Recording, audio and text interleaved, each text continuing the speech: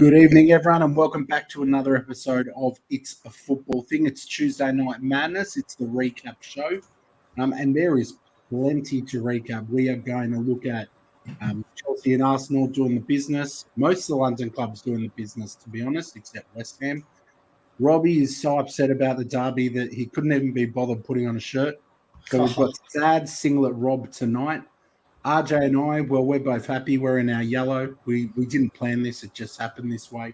But we're going to talk about City. We're going to talk about United, cover Arsenal's brilliant win, Chelsea's great win. I guess we'll talk about Spurs too, and what they did to Frankie Lampard's Everton. And towards the end of the app, we are going to drop a nice exciting bit of news, I think, that's got us all looking forward to Thursday's show. So make sure you hit that like button as you hear.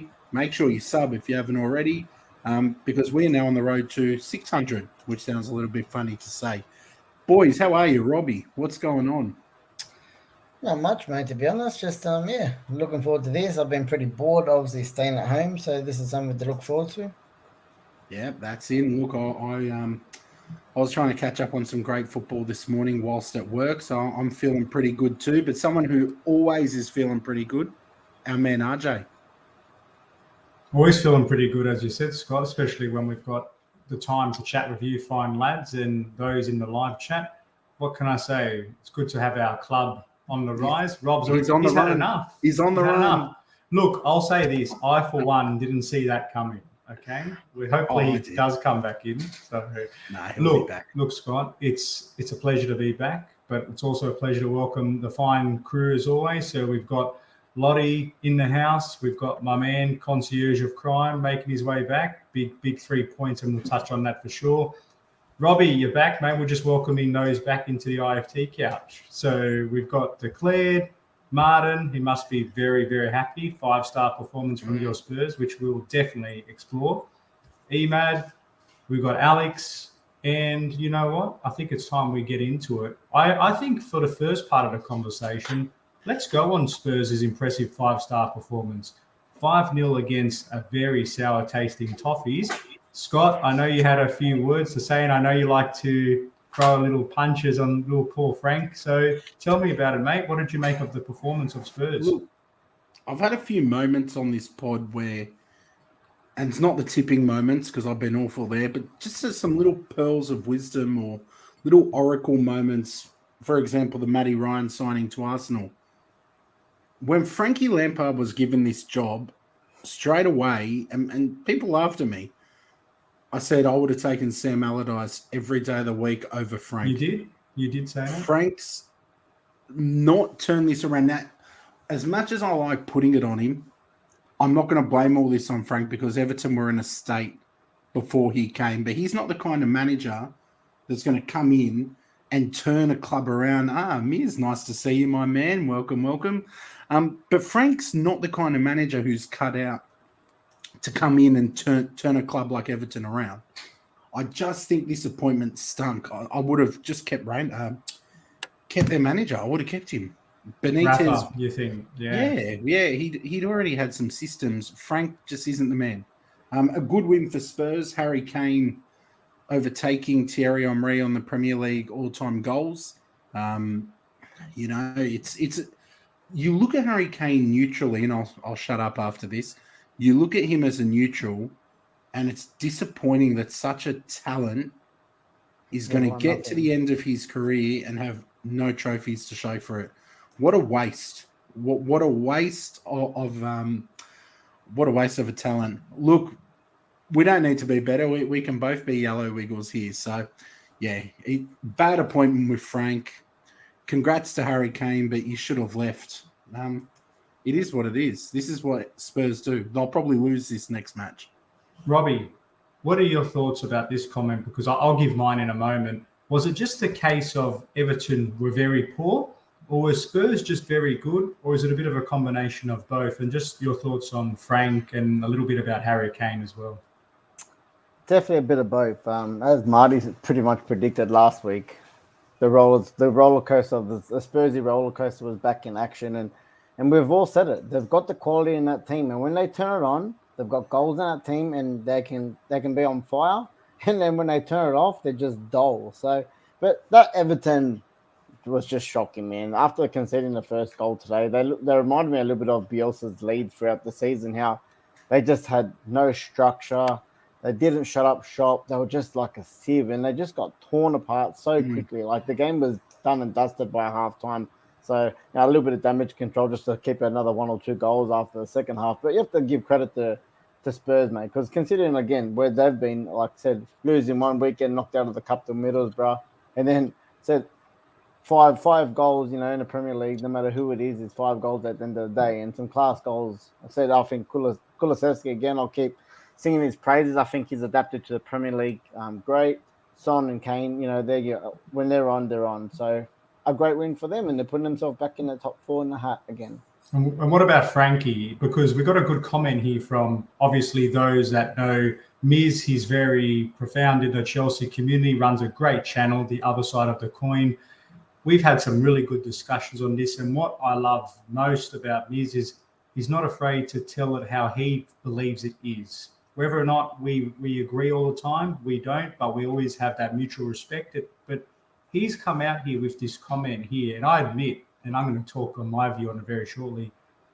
What are your views about this whole separating the player from the manager? And is Frank really culpable? And is it just something where he needs to grow in the role? Or is sometimes intelligence not the most important thing and some people just have it and others don't? What do you think about Frankie?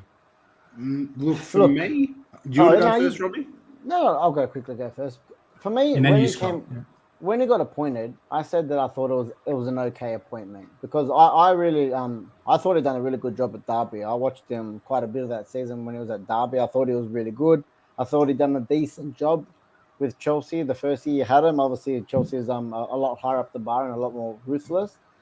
I did think it was a big risk taking Everton on at that point of the season, considering how bad their form is. And I don't think he's always been a very defensive coach, if you know what I mean. So he wants to kind of very progressive attacking. He's very progressive, and he wants to always be on the attacking foot. And the way Everton is at the moment, like I said, they've been nosediving, and they've had a couple of little results here and there under Frank. I really think they said someone like a Sam Allardyce, someone needs to just steer the ship out of that relegation zone. And I actually just had a look just before the stream. Everton have, I reckon, the hardest run in the last 10 games home. Out of the top 8, they've got to play the top 6 teams. And then even the ones that aren't in the top 6, they've got to play people like Newcastle, Crystal Palace. So you could nearly say they're in that. Yeah, well, they're in the top 8. So they've got everyone nearly except City in the top 8. And then you got Newcastle and Crystal Palace, which are also hard schemes. So for me, I don't see where they're getting many points from now to the end of the season. I think Miz makes a really good point about separating the player and the manager. People have no problem doing that with some players. Like it's widely said that Thierry Henry's a garbage manager, and it's not like he's had that many stints. He hasn't had as many opportunities and chances as others, and he's a better player than Frank Lampard. Let's not mistake that. He's probably the best player. Agree to disagree, mate. Agree to disagree. Well, happy for you to disagree, but I think I went through it for 3 years with Ollie. How do you think I felt weekly? But it's a good point. It is a good point. Ollie's done a decent job, but it is. It's very hard. It's very hard to separate the player from the manager. It's the English tax, man. These English stars. Look at Neville got the job at Valencia with zero experience. Frankie Lampard keeps being seen as better than he is because he was one of England's golden boys. It's just, if he wasn't English, he wouldn't have been given this Everton job. It's just, look, I would say good luck to him, but I don't care if he gets sacked.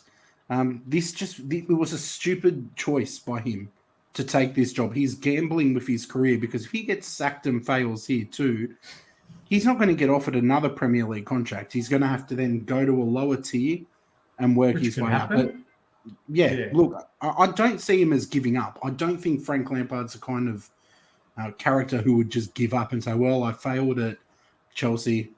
Well, depends who you ask. I've failed at Everton, failed at Derby. I'm done. I don't see him being a pundit. I see him keeping on. So what do you think? Fair point. Yeah, and I've obviously got the biggest conflict, and I'm happy to admit that. separating the player from the manager, he is my favourite player of all time. So I'm happy to be super biased on this.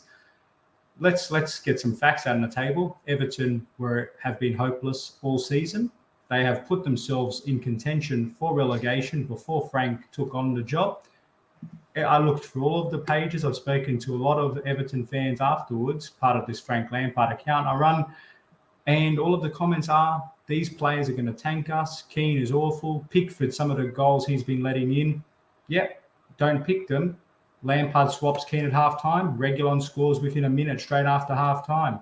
How much of this is Lampard? How much of this is just the garbage players that continue to let the club down? That's for everyone to decide. He really needs to adapt quickly because nobody's going to feel sorry for him. What I do respect about Frank is he knew he was taking on a very hot potato situation, which is high risk, high return. But if it goes south, your reputation is on the line.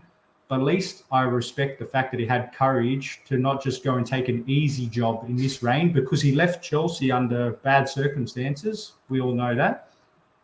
For me, it's really now a crunch set of last 8 to 10 games or whatever it is. But I don't know. I think whatever happens here, the club was always going in a downward direction. A lot of the commentary has been, it's not blaming Frank. Some of these players aren't good enough to wear the badge. But look, he really needs to adjust his style because not everyone can play the Pep way without the Pep players. So I'll leave it at that. But you know what? I think, did you have a final thought on that, Scott? No, not at all, man. Not at all. I just saw you needed a moment to put aside the sadness at your legend flopping. But you're good. He'll get by, mate. Look, to be honest, let's talk about the players in the club that really matter to me. Chelsea 4, Burnley 0. 0 all half-time. A very, very lackluster affair. But I tell you what, that second half, spearheaded by my namesake, the real RJ, he is an unbelievable player, and he's really kicked off things for us, and we just absolutely dominated that second half. I'm not sure if you guys had any thoughts or saw the replays at all. No, it was just a good performance all round. I mean, Chelsea seemed to be, you had a little bit of a slump, but you're kicking back into form, and this is a good point in the season to start doing that. So it was what I expected. I expected a Chelsea win, but I thought Burnley would make it tougher, and you dismantled them. So well done. Yeah, look, fair enough. Robbie? Got to cover that as well, man. Like I said, winning games, Burnley's always a banana skin of a game. Like I said, lackluster first half, come out, 4 goals second half, can't ask for any more than that. Job done. Yeah, no, fair call. And I just want to acknowledge this comment here. And Miz, that's true. He did take over. Wasn't just rubbish players. Frank Lampard obviously did get him to top the group that season. We didn't top the group this season in the Champions League, so that's compare what you wanted there. This season, we haven't quite stepped up to the mark in the Premier League either. Yes, we've had injuries. Yes, we've had COVID. But the reality is we need results. And I really hope with Chelsea's situation regarding the ownership, we really need to invest in people like Tuchel who want to commit for the long term, because if we're not going to have the lavish spending of old, then we really need to have other things to attract players. And what attracts good players is working under good leadership structures. So people like your Petr Cechs, like your Thomas Tuchels, if you can build a core around that team, starting with Tuchel, I think we'll be okay, especially with the integration of our academy products plus offloading some of the deadwood. But it's definitely a good conversation to have. But another good conversation to have, another team that scored 4 goals, they didn't quite keep the clean sheet. Rob, Manchester is blue yet again. Talk us through what happened, mate, because I know you're a devastated, passionate United supporter. The double-ended sword, I say. I think I said we're going to lose this game, and I think anyone with half a brain would have agreed with me. City is just miles and miles in front of us, and it can't be said like it's facts. You look into the past decade, they've completely overtaken us. World-class manager, the whole setup, the team. I actually thought first half we weren't devastating. We were okay. Obviously it wasn't the best thing to concede within 5 minutes. Kevin De Bruyne again, big game player, always up for the bigger. I think this year he's scored against every big team he's played for. He's just world class. He really is. picked us apart in 5 minutes. From there, I feel like a 0-0 we're on the back foot. So to concede in 5 minutes, it's already an uphill race. Actually, a really, really nice football and finish. Pogba to Sancho. 1-1, we're back in the game. We had a little bit of a fight. Class goal. Really, really, really nice goal. Nice finish. At 1-1, I'm like, okay, we're actually having a bit of a go because we always know when we play City, again, with a really good record at the Etihad, we normally set up the counter-attack. We normally get chances to counter-attack, and we normally end up winning there. So I wasn't expecting a win today, but after the second goal, I'm like, okay, we might be up for this. Again, about 15 minutes later, sloppy defending at the back, shocking defending. 2-1, go behind the half-time, and then after that, it was just a training session, just like how it was at Old Trafford, mate. I think the last 15 minutes, they had 92% of the possession. That's embarrassing, Rob. I have to cut in there. That's disgraceful for a team like Manchester United's caliber. 100%. I think we touched the ball 7 times nearly in 10 minutes, bro. It's just they were literally toying with us, bro. So, look, there's not much more I can say. We all seen it. They're miles in front of us. It was an embarrassing result, and it's embarrassing for a United fan at the moment to be that far behind City. Look, I want to ask you, Rob, because it seems to me, obviously, I don't watch Manchester United the way that you do, like 90 minutes every week religiously, but you seem to keep saying the same thing every time we do a recap. It's always one of the two halves. Like, we played really well in this half. It was good half, and then it seems to just fall apart. What the hell is going on there that you keep falling apart? Like, you are able to put patches of matches together where you're doing something decent, but the results just aren't coming. And that comment that was put up from me is like, you guys are really falling out of this race. I actually think it's done. I said that last week. I said that last week. It was finished last week. So why the hell are you only able to play in patches? What's going on? Is it fitness? Is it tactics? Look. We felt already half done by, like I said, the start of the game. A day or two before was already a bit disheartening that Varane, Cavani, Ronaldo, people like that were already ruled out. So that was already a bit of a takedown. The formation and the personnel that we had to play with up against the might of City wasn't the greatest. Having to throw a Langer there or playing pretty much a 4-4-2, and everyone Bruno was playing a false 9 at times. Langer was playing down the middle at times. It was a bit all over the place. And when you're coming up against City's midfield and the team in general, we're never going to have a chance. At least with Ronaldo, you think, he might pop up one chance, he might get something. But look, I have to take our performances out. Like, in general, I can say every week, it's been a one half and of a sleep, one half awake. But against City, they're just too classy. They're just, they're too good for us no matter what we would have done, even if on a good day, to be honest. Yeah, but on that, just a challenge, because let's put our cards on the table, and this is honestly, all bias aside, with teams like Spurs going out and doing the job twice, like we're getting a bit of a blueprint about how to go about beating City, and we couldn't do it. So I'm not talking about us, but you saw what they've done recently, and to say that we couldn't go and do that, you guys were in the game, 1-1, even a 2-1. That was a sloppy third goal to concede, as you know. I don't know. I agree with Scott. You're in patches, but then Roy Keane comes out and says the comments. He says Gary Neville backs him up. United way. It's the United way, but Scott, like, what's he trying to get at? Rob, you know what I mean? I disagree with you, man. I don't know. I completely disagree with you on a point like you said, and I feel like a little bit mean because you were just saying you agree with me. But you came out and said, that, obviously. We've seen a blueprint on how to beat City. I don't believe we have. We've seen a Spurs team that are, up and down like a yo-yo, get some results. We saw an Arsenal team nearly beat them, but we've not seen a set way to go and play against City. They are, at this point, just too good. That they are going to take the lead. I don't think Liverpool will take it. I think City will take it. It's still open, man. They've got to play each other. If Liverpool do beat them, which they are more than capable of, and they slip up one game here or there, if they beat them with the game in hand, that's 3 points. For me, both those teams, Liverpool and City, are levels. They're in a completely different tier Consistently of they the are, season. but on their day, they've shown that they're not impenetrable. And No, we'll they're go not. on to No Liverpool in a team is. moment. Yeah, but City against Southampton were very lucky early in the season. Tottenham doing the double.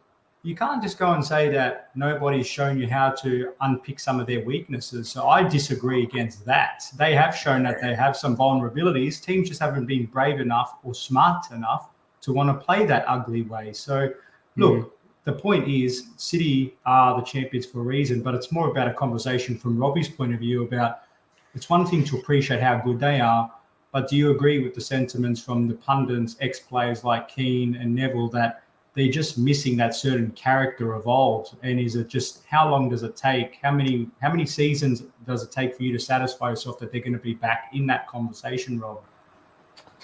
Look, my people like Roy Keane, Gavin Neville, they say the same thing for the past decade since Fergie left, and that's because they've got that blueprint inside them from when they were players. They've got a caliber of, this is what a United player is supposed to be, and they were it for X amount of years. So now that they're on the outside looking in, you know, they're looking at these players like, why aren't you like me? And look, as a United fan and as United fans, we've been asking ourselves for that the past decade. What do we need to get? Every year we say we need one or two players to challenge again. We get 3 players this year and we're falling behind even worse. Just, I don't know what it is, mate. Like at the moment, United is just a debacle all over the place. There's leaks coming out the club. There's people that are going to leave. There's people off contract. There's the whole schmozzle with the whole who's going to be the next manager. Are the players playing for him? Because I think that's a huge distraction, not knowing who your long-term manager is, which has contract implications. He's going to be out, he's not going to be our manager next season. Like some people are like, oh, there's a chance. He's not. Okay, it's probably it's probably he's going to go upstairs and it's going to get rid of him altogether. But there's no guarantees the new guy does better.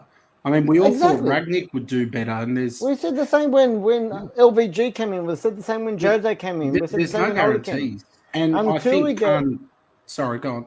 No, until we change at the top, it's going to go round and round in circles, and it's going to continue. We can get Pochettino or Ten Hag next, but unless people at the top want to make footballing decisions, mate, I told you, I said it the other day. I said that I think we have to sacrifice maybe another 2-3 years if we want to be seriously and go down the Liverpool route. Because Liverpool, this is the comment, Rob. This is the one from Lottie, and I want to acknowledge Khan's comment. I know Khan, nice to see a new name in here, mate.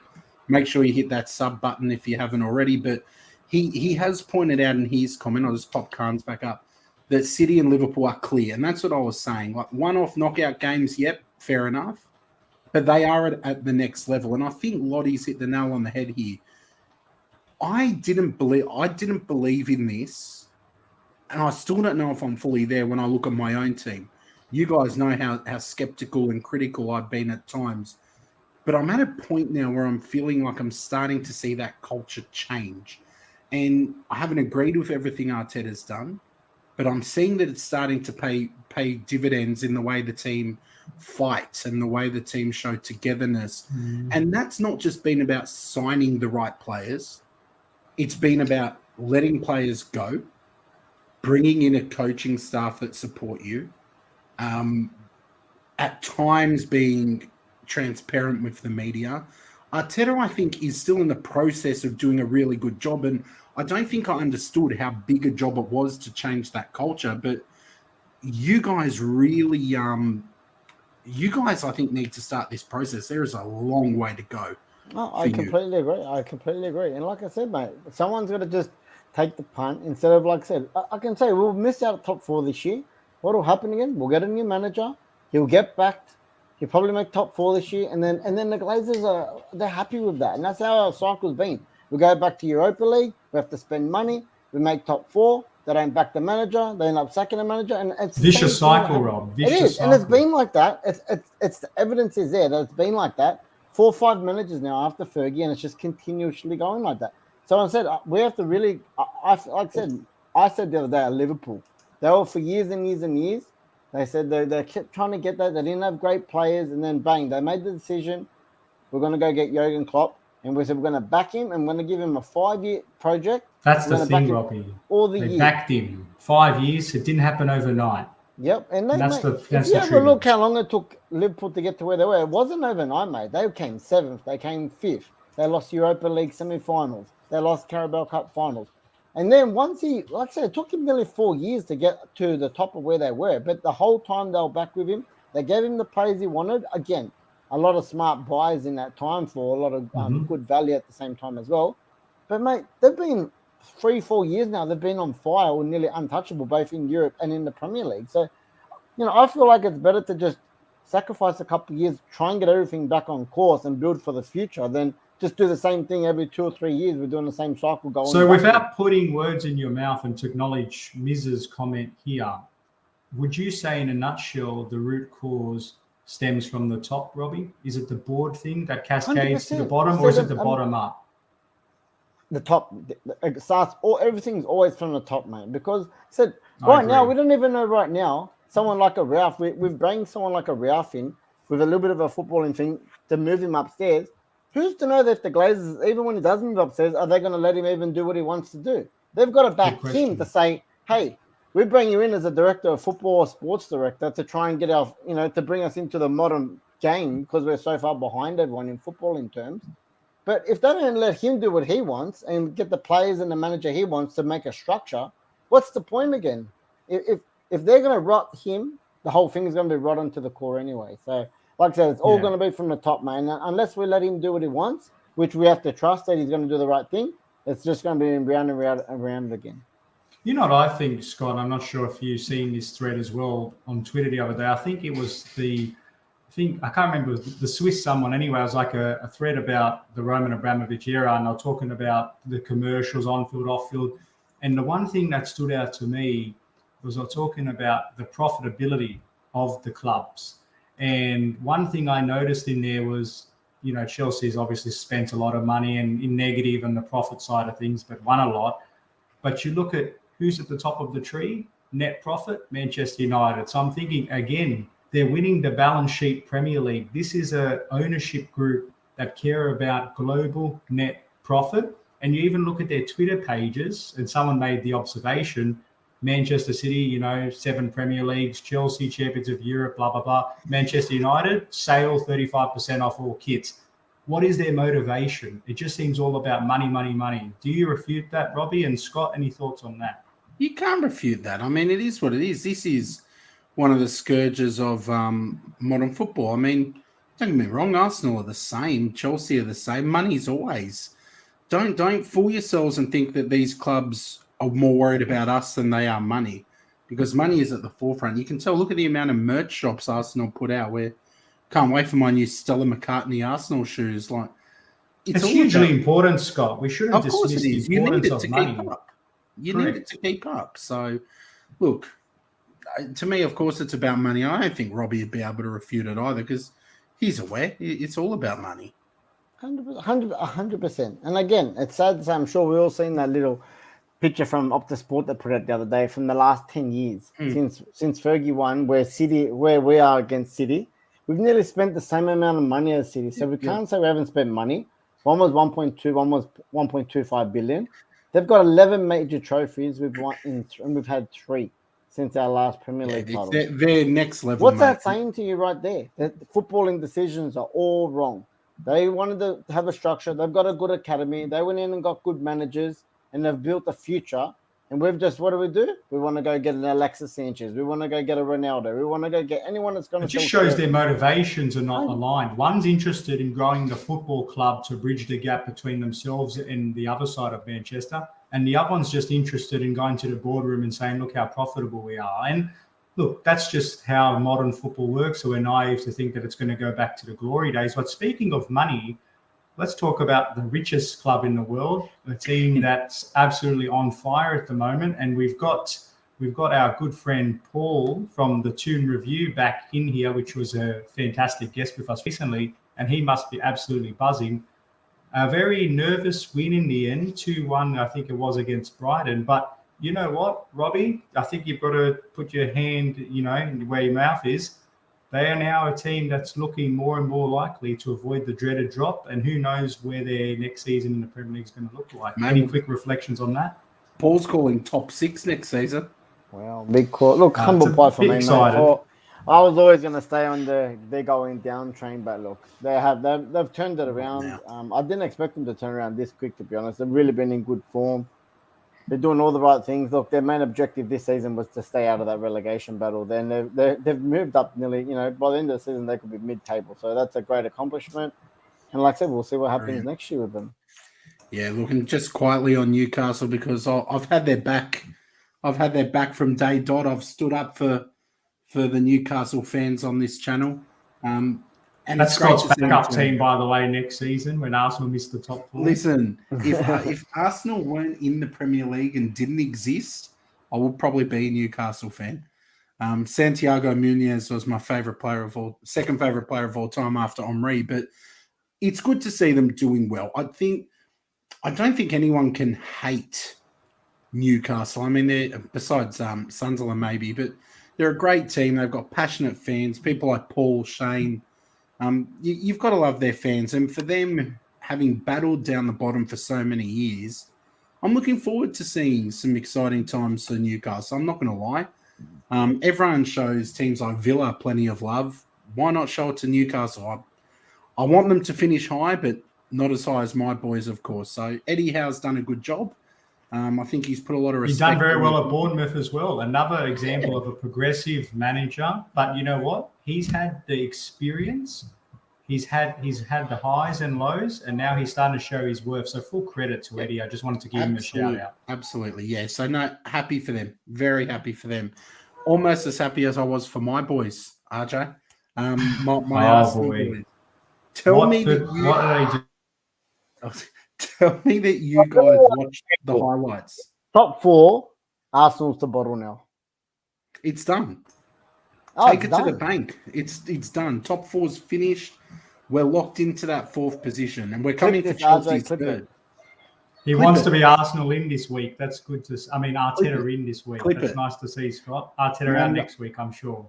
I'm going to get a nice Arteta tattoo on my back that says "Trust the process." The missus will Did you see, Robbie, Scott's convenient tweet he put out the other day about the under 21 contributions? I like the cheeky. Let's look at the under 21s. Let's not put under 22s or under 23s because all of a sudden the Arsenal players go down here. Cheeky tweet there, Scott. You want to tell people what that was about? No, I mean it's no secret that it's been publicly dubbed Project Youth. That's what we're going with as a club. And this is a strategy.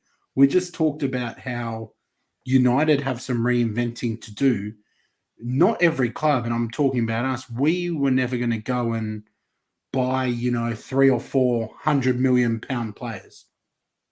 That's not how we operate, and we weren't attractive enough to those players without European football. But what we have done is identified some core youth from our academy, nurtured them, given them experience, and we've gone and signed some good young players, and we have built a young core.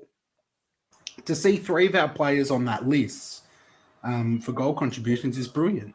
Smith Rowe's been injured as well, and he hasn't been playing as much. So to have him up there, he's doing a great job. And the future is bright. The culture is bright. The future is bright. Don't get me wrong, there are going to be some slips. And I'm not going to be shocked if there are some terrible results between now and the end of the season. But for now, 4th with 3 games in hand is a nice place to be. It's a very nice place to be, and I'm happy. The performance against Watford was not perfect. There were some banger goals. Great goals. Don't know if you guys saw the goals from that game, but even Watford's first goal was phenomenal. The scissor, yeah. Yeah, so some really good goals, some good attacking play. Lacazette making a really, really good contribution to the attack. It's happy times as an Arsenal fan. Don't get me wrong, I was nervous at the end. 3-2, and I was thinking, here we go, we're going to completely buckle, and is this going to be one of those fixtures that we regret come the end of the season? But no, we did well. And I do think, like Tom says, credit is due for Arteta. I've been very skeptical of parts of our team, Arteta being one. Yeah. But I'm happy to be proven wrong. I'm not saying it because I want clout or any of that. I want to be proven wrong. Ødegaard is someone that I was very critical of, and he has been fantastic. He's been our best player the last 2 months for me. And it's nice to see comments like Harrison's as well, acknowledging that we are an exciting team to watch. I want the days where Arsenal were exciting again. So, yeah, good result. big 3 points, fourth with 3 games in hand. Not much more for me to say. Robbie, is it a massive overachievement? Where do you rank Arsenal finish fourth this season? And the context is the TalkSport conversation the other day. Lara Woods, Jamie O'Hara were having it out, obviously Arsenal, Tottenham. Jamie's, just for those who hadn't seen it, Jamie's basically come out and said, being where his Tottenham hat, of course, I don't think it's necessarily a big overachievement. At the end of the day, they are Arsenal Football Club. That's where they belong. What do you think about that based on where Arsenal currently is at? I think that's a naive comment from him. I think it's a massive achievement, to be honest. Because, like I said, just when you say a name, it doesn't matter how big that name is. Take us, for example. We're Manchester United, one of the biggest in the world, and look where we are. So, yes, Arsenal, again, is in that bracket of one of the biggest clubs in the world, but they haven't been in the Champions League for 5 years. And when you've been in the Champions League 20 years consecutive before that, this is a massive accomplishment for them. So, it's not done and dusted yet, but they've put themselves in pole position for that fourth. And look, you have to say they deserve it, mate, because if they overtake us, just for instance, that's a massive accomplishment in that, considering that we went from second and boosted our squad this year for a title contender. And they've got, they've built the youth squad with, not a lot of players coming in, and a lot of players that they did buy at the start of the season, a lot of people had question marks over. So I think it's a massive accomplishment if they do cement that fourth spot. Look, I think playing devil's advocate here, and I kind of agree with Paul here. I've watched Jamie, and I think honestly he's a bit of a wind-up merchant at times. But I think I agree, firstly, it would be a big achievement for Arsenal given the competition, although the others around them are floundering at the worst possible time. You've got to give credit to Arsenal. They can only play what's in front of them. But like Scott's mentioned and conceded, it's not that they've gone and just relied on Project Youth here or have a really below-average team. They have invested in a smart way. They bought a goalkeeper that's playing well. They bought a centre-back to transform things. They've got their left back there who I've got big raps on. So it's not about always trying to be too cute or efficient. It's about spending in the right places and blending them in with the right vision and giving the manager a bit of patience and time to blend in his methodologies. But I agree with Lara at the time. It is a big achievement. As painful as it is to say, being an anti-Arsenal man myself, if they can see this through to the finish line, it's not like trophy-worthy winning, but the fact is to get back into the Champions League, you've got to take your metaphorical hat off and just give them credit if they can get the job done. Don't forget, boys, they started 9 points behind everyone. After 3 games this season, they won 0 points. 100%. Behind the 8 ball. Again, I feel like I'm smashing us again all night, but they're sitting in front of us right now with 3 games in hand, and to think they've come back from those are the factos, Rob. Factos, it's fact, mate. And so that's what I mean. For me, I think it's a big accomplishment if they do get over the line. And you've got to look at the signings we made, because heaps of people are banding around, oh, you spent 150 million. Okay. How many teams were fighting us for Tomiyasu? None. How many people laughed at us when we signed Aaron Ramsdale? I know I was one who laughed at the fee. Not the player, but the fee was a lot of money for a backup keeper at the time. How many people laughed and said that Erdegaard was just a Real Madrid flop? Like, it's Ben White. God, the memes and jokes about Ben White at the start of the season.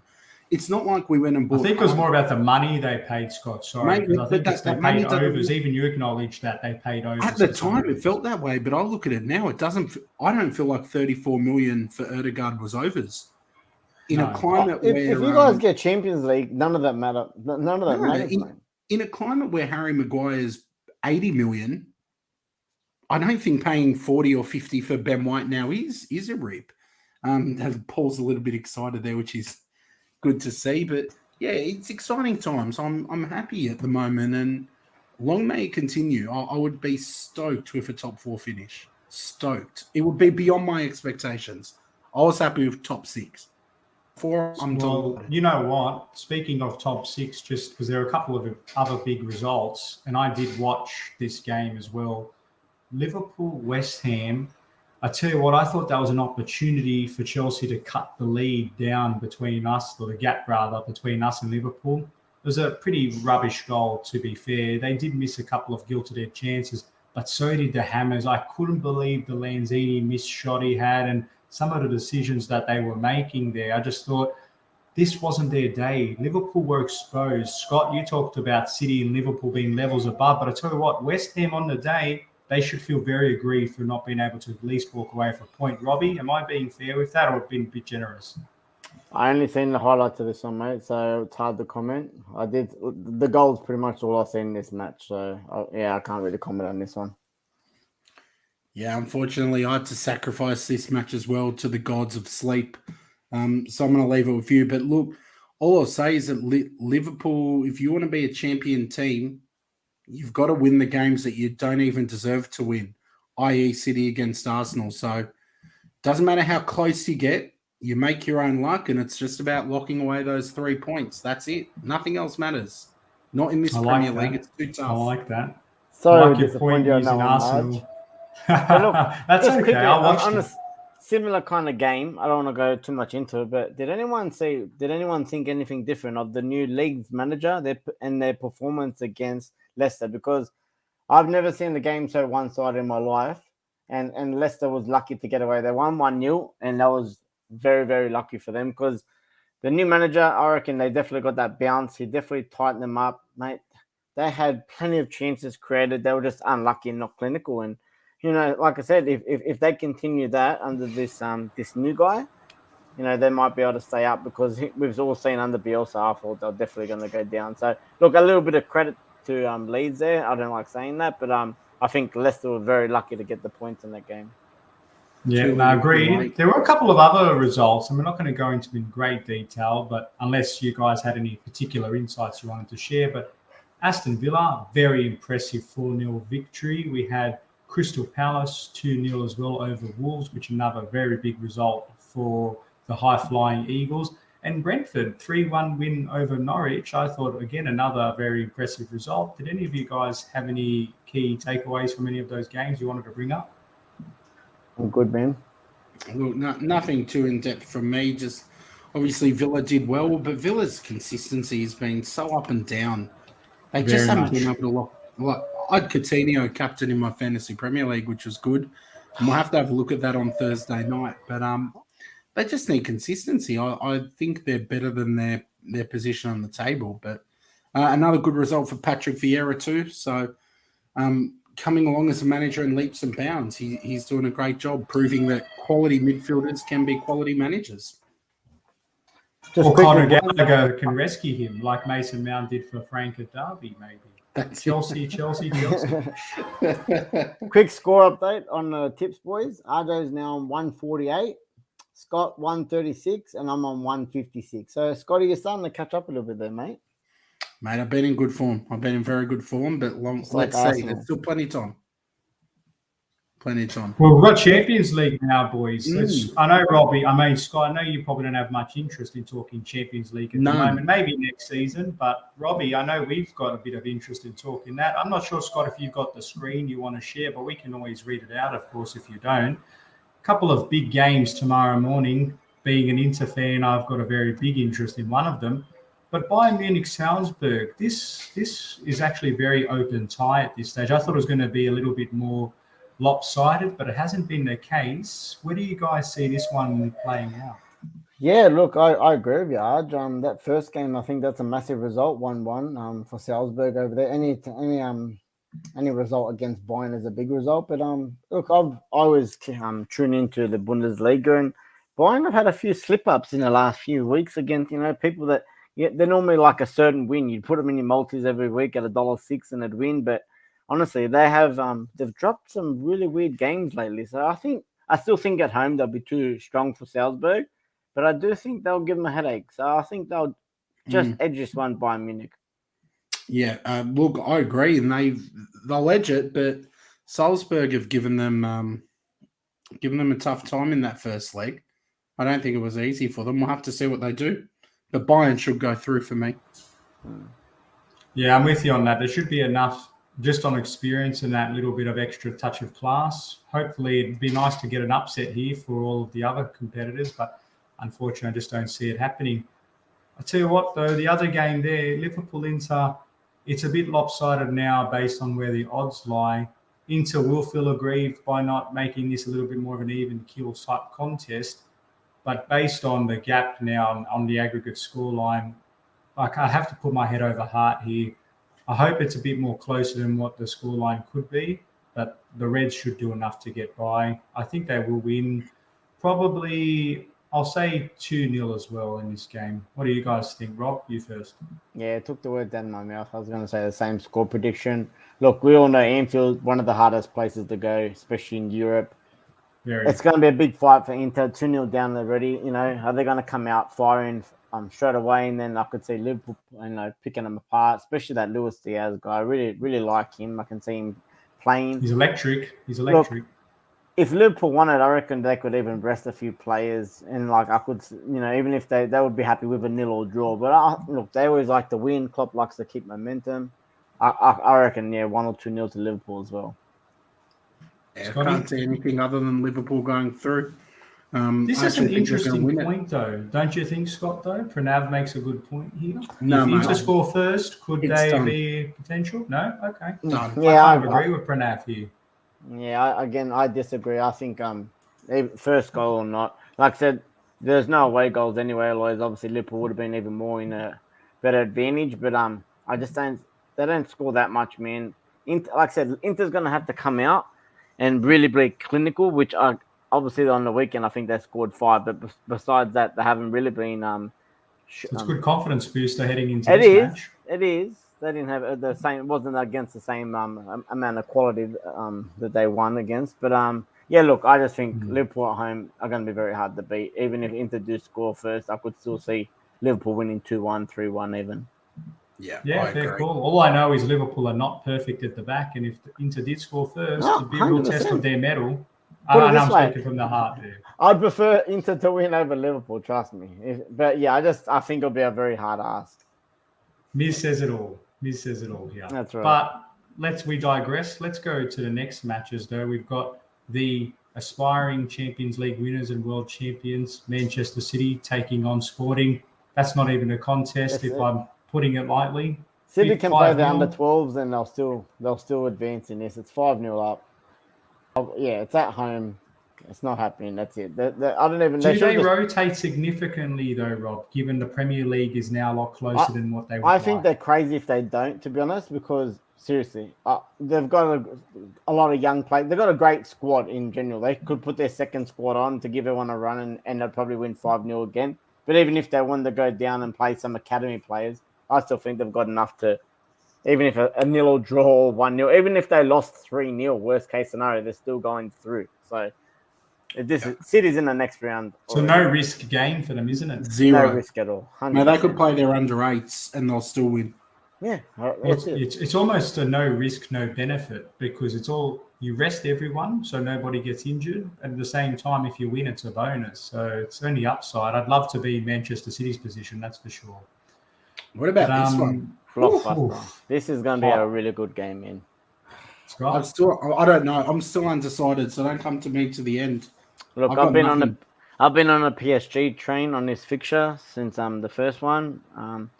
They got the 1-0 that they needed very late on in the first leg, and I thought it was much deserving considering they absolutely dominated the game. Real Madrid sat back and done nothing. They offered nothing in that first game, so PSG did they did deserve the 1-0 up to get an advance. For me, I think that they're going to hit them on the break with someone like Mbappe's pace. I still think they get a result here, even if it's a draw. I still see PSG advancing just. Fair call. I do believe, despite how experienced Real Madrid are at home, PSG will get the job done just because of players like Mbappe, and I think Messi will want to go back there and try to prove a point against one of his arch rivals. So I think we all joke about, I know Concierge likes to bring it up and winds up a lot.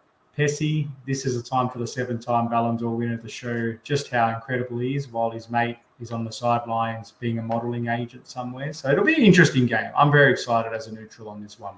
You could see Messi scoring a hat-trick in the Champions League and putting his shirt up or something in this game. But look, assist. I honestly see an assist from him to Mbappe, but I still think PSG have enough quality all around to get the job done here. Yeah, again, if they have a full squad, because if they Messi had was some. ever going to lift Rob, this is the one where he lifts. Yeah, he has to. Like, They he's were gonna- missing players on the weekend, and they did have an upset loss to Nice on the weekend, which is again doesn't put a dent in their title because they're about 15, 20 points in front in the league. They can afford that. Yeah, look, they have had they've had a few banana skins in the League One this year. I know they didn't have a full squad, but like I said, this game here can't slip up. If Real Madrid score an early goal in this one, it's going to be an absolute great game to watch. Boys, before we move on, we have over 20 of you live at the moment. The live chat has been absolutely jumping.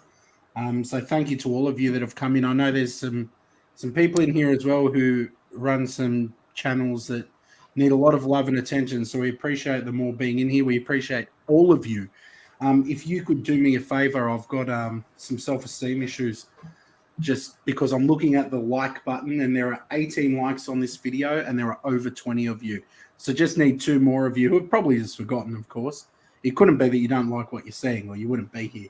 But just 2 more of you to smash that like button. And of course, if you're new, if you've not been before, if you just have forgotten to do it, hit that sub button as well because we are on the road to 600 subs.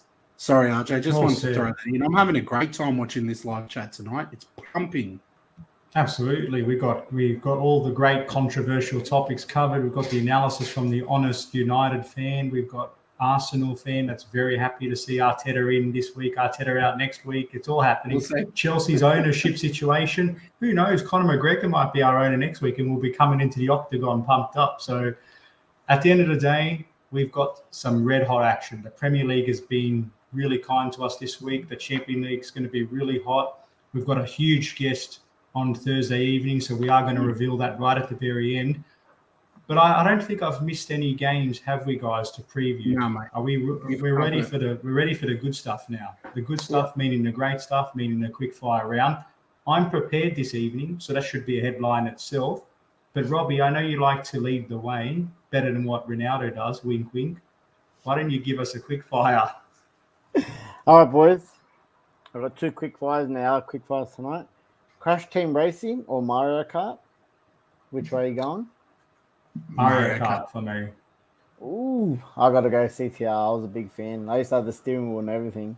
I love Crash Bandicoot just out of interest. Oh, no, he was great. And just one here, boys, a real quick fire. Pick any one player right now to add to your squad right now. So if the transfer window opens for 24 hours, you could pick anyone for the rest of the season. Anyone? Who are you picking? Robert Lewandowski for me. We need a striker. He'd be a dream. Aj? Yeah. I'd probably say him or I'd go Mbappe. I'm going to go something different. I'm going to go a Jude Bellingham or Declan Rice, mate. We really need to address our midfield, and that's our weakest point of the field, so I'd go for one of them.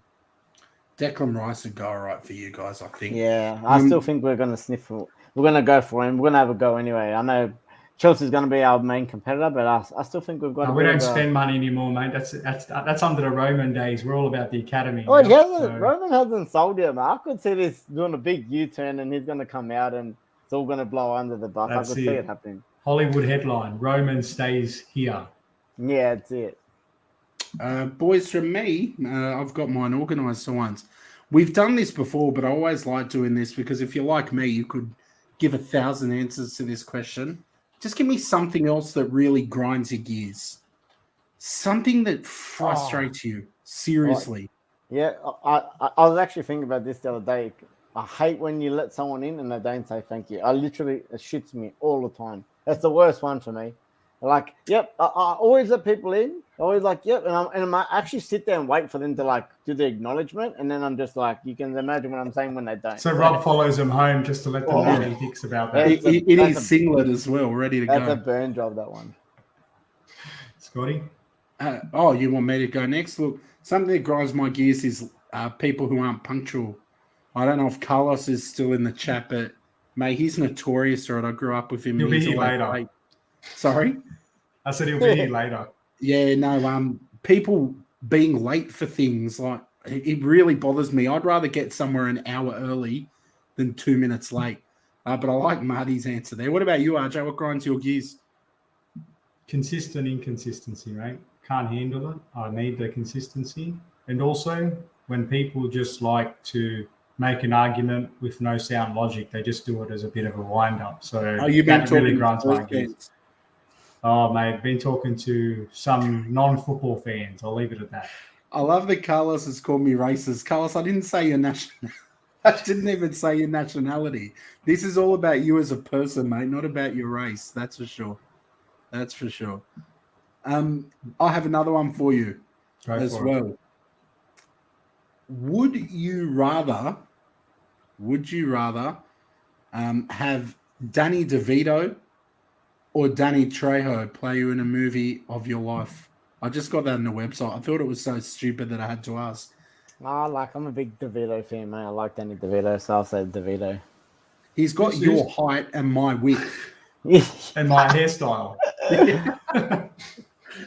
He'd be DeVito. Who's Danny Trejo? Who's Trejo? Remind me. You know him. He's like the Mexican actor. He's in Sons of Anarchy too. He's got a big scar down his face. I know who you know you're what I'm talking about. He's in what's that Machete movie as well? I think he's in that too. Danny DeVito for me. All right, you're up, RJ, and then we're going to wrap this show up. I just want to get a quick fire question we got from Alex, and then I'll give you my two. Favorite player from another team. Is this current or what? But I always have to ask. We'll just assume it's current. And if we get told otherwise, we'll just change it. Favorite player from another team. So current player. Probably Declan Rice for me. I do like Declan Rice. I have a soft spot for him. Look, I'll do a Spurs player. I always like Son. I would have loved Son at United. I'm a big fan of Son.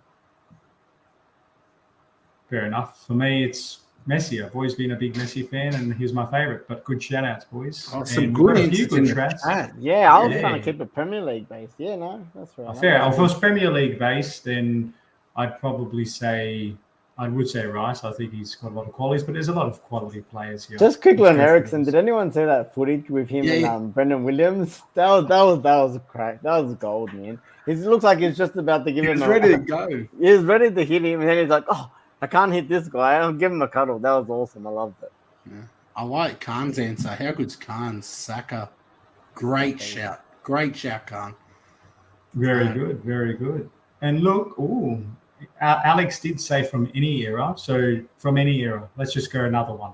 Any era, easy for me. Thierry Henry. The king. Probably Roy Keane for me. I used to love the way he was so combative. Just took no crap. I really like that. I like the combative side of football. Thierry Henry, the Juve legend, mate. I actually like Dennis Bergkamp. Interestingly enough, I think he was a top quality player. I don't know if he's my favourite, but he's someone that stuck out to me. And Matt Letizia, great goal scorer. My questions for you, gentlemen, just very quickly. They are on the season of Lent. It made me think about it earlier today because trying to give up some stuff. What's the most difficult thing you've given up? Bearing in mind this is an all ages audience. Oh, mate, look, that's easy for me. I used to smoke. I was a smoker. I used to smoke a pack every few days. Now you're just smoking hot and smoking smart. That's it, mate. Well, look, I've always been good looking. But yeah, for me, giving up cigarettes was really hard. And I did that cold turkey. So I just kind of one day said enough and stopped from there. So that was very tough. Very tough. Yeah, I feel your pain, Khan. I feel your pain. Yeah, look, this year, to be honest, the only thing I've given up, obviously, because I went in on Ash Wednesday is I've given up work because I'm at home. But look, oh, you poor thing, that must be awful. I know. But look, to be honest, normally I do the coffee. I used to do coffee quite often for Lent. I used to see if I could challenge myself to no coffee for the month. But there was another one I did do once, and that was really, really bad as an Italian. I had to give up salami. It sounds dumb, but I used to have salami multiple times a week. So for me to go a month without salami was a big issue. Very good. For me, you won't believe it, I actually gave up pasta. And that was the first year I met my wife, and we're Italian, she's Italian, and we went to her house, and it was very awkward going there every week and they're having pasta, and I felt like this melon thinking, how can I give it up? But I just had to push myself to the limit. Wow, that is without a doubt the hardest 40 days of my life. I don't think I could do it, considering I actually remember that phase. 6 times a week, I reckon. I remember that. You were very angry around those times. I even had hair back then. Maybe that's when the hair started falling off. Who knows? And the other question I had, it's connected, and it might be very super fast answer. Are you giving up anything for Lent now? And if so, what is it? I haven't this year, no. I'm giving up bantering teams below us. So I haven't bantered Spurs or United tonight. I've been very balanced. No, seriously, I haven't given up anything, to be honest. I've been shocking this year. Yeah, no, look, and that's only because I've had my head elsewhere this week, especially like I said with my injury and stuff like that. I get a bit pulls me down sometimes. So I haven't been thinking about anything else. But yeah, look, I love Easter, so the missus will be getting out the Easter decoration soon, and yeah, look forward to that.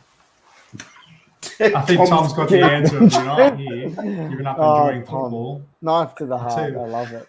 It's funny. I thought about this the other day, Tom. I just want to give him a hug. I know. I hear you as a United fan.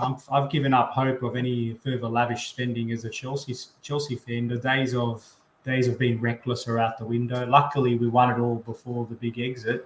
But no, seriously, I actually thought about what am I going to give up 5 days too late, and I actually enjoyed everything I would have given up. So perhaps next year, who knows? But boys, look, it's not always about giving something up. It can also be about giving up a behaviour, mate. So you might give up being impatient, or maybe if you're a bit grumpy in the mornings or not, you can give up those things too. I'm happy to give a free lesson on that, boys. So you let me know. Or maybe give up being delusionally optimistic like me being a Chelsea fan. I'll try that for once. Rob, are you going to drop some news on the guests? Yeah, boys, look, should have Australian international and local boy from Western Sydney, Mitchell Duke. He has confirmed with me that he's coming on the pod Thursday night. So I'm wrapped about that. I was a big fan of his, especially being a Wanderers fan and an Aussie fan. So yeah, at this stage, it's all go. We'll see him Thursday night. So we've had great numbers tonight. Make sure you're back here on Thursday to see Mitchell Duke, hear what he has to say. It's always a nice vibe in here. We try and put some of your questions to him as well. But I know for me, I'm really looking forward to that as well. So it will be great to have Mitchell on the show. Yep. Brilliantly said. Socceroos superstar Mitchell Duke joining us Thursday evening. Make sure you like, subscribe, and join us for a blockbuster conversation. Final words, gents, before we say goodnight. No, thank you to the live chat. Been pumping, been a blast. Have a good week. Enjoy Champions League, and we'll see you on Thursday. Couldn't have said it any better, guys. Have a good evening. Take care, and we'll catch you then.